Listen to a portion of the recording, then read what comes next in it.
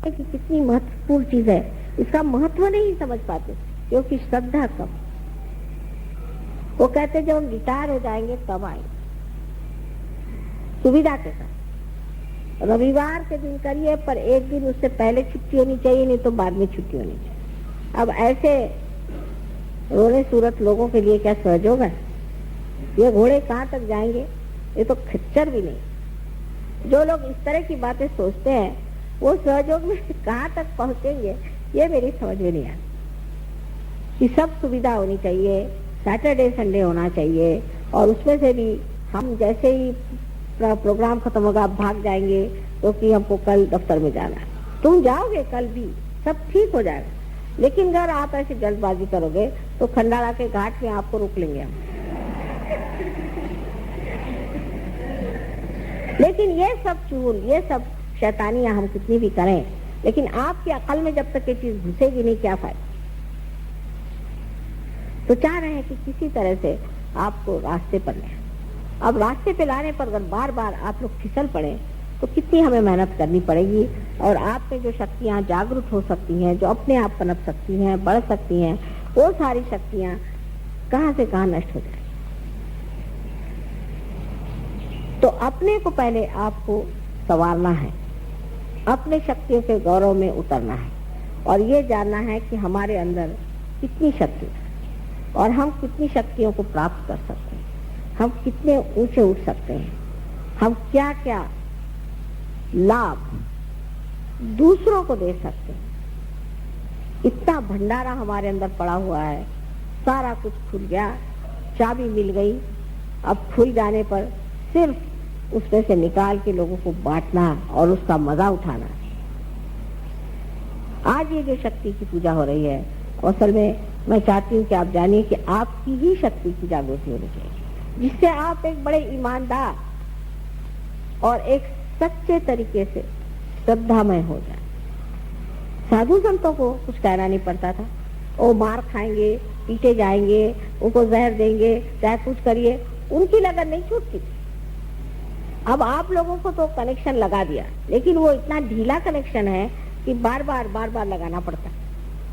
फिर से किसी बात से छूट जाता है, फिर से किसी बात से लगाना पड़ता है। तो अब सोचना यह है आपको कि हमारे अंदर की सारी ही शक्तियां हमें जागरूक करनी है, तो फिर कोई कमी नहीं रह जाएगी, कोई आपके सामने प्रश्न ही नहीं रह जाएंगे। इन शक्तियों का जागरूक करना बहुत आसान है। एक ही बात है कि आपकी लगन होनी चाहिए। जिसको लगन हो जाएगी, जो पूरी तरह से लगन से सहयोग में उतरेगा और जिसका हमेशा जी सहयोग पे ही खींचा रहे, उधर ही ध्यान रहेगा, उसका सब तो क्षेम हो ही जाएगा। पर पहले योग घटित होना चाहिए, और आधा अधूरा योग किसी काम का नहीं। न इधर के रहे न उधर के रहे, ऐसी हालत हो जाएगी। एक छोटे से बीज में हजारों वृक्ष निर्माण करने की शक्ति है, तो आप तो ऐसे हजारों वृक्षों के मालिक मनुष्य हैं, और उनमें से हजारों लोगों को आप भी शक्तिशाली बनाने की शक्ति आपके अंदर।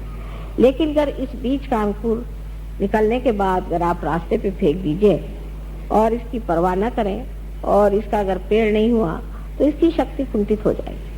तो अपने लिए पूरी तरह से आप इसका अंदाज करें कि हम क्या हैं और हम क्या कर रहे हैं और कहां तक हम पहुंच सकते हैं। इससे आपस के झगड़े, छोटी छोटी क्षुद्र बातें, ऐसी चीजें जो कि रास्ते पर के लोग भी न करें, असभ्यता, ये तो अपने आप से ही ढह जाए, वो तो बचने ही नहीं वाले। लेकिन आपका जो स्वयं सुंदर स्वरूप है वो निखर आएगा, और लोग कहेंगे कि ये है एक शक्तिशाली मनुष्य खड़ा हुआ है, एक विशेष स्वरूप का आदमी खड़ा हुआ है, एक महान कोई व्यक्ति है जो कि ऐसा अनूठा उसका सारा व्यवहार है, वो किसी से डरता नहीं, निर्भय है, जहाँ कहना है कहता है, जहाँ नहीं कहना नहीं कहता है। भी आ जाए, बाबा भी आ जाए, फिर बाबा के नाना भी आ जाए, सो हो नहीं सकता। जो आप है उस लायक वो लोग नहीं, वो नालायक है। जो नालायक है उनको छोड़ देना चाहिए, उसे क्यों झगड़ा करना? नालायक लोगों से झगड़ा करने की जरूरत, नसीब आपके फूटे जो नालायक से शादी कर लिया, ऐसा सोचना चाहिए। और नसीब आपके फूटे जो नालायक आपके माँ बाप है। जो नालायक है उनको काहे को जबरदस्ती सहयोग मिलाना और मेरे खोपड़ी पे लादना कि साहब माँ इसको ठीक करो, क्योंकि वो मेरी बीवी है, क्योंकि वो मेरा बाप है, क्योंकि मेरा बाबा, मेरा दादा, मेरा उनसे कोई रिश्ता नहीं बनता। अगर वो सहयोग में नहीं है तो उनको आप नालायकों को बाहर ही रखिए।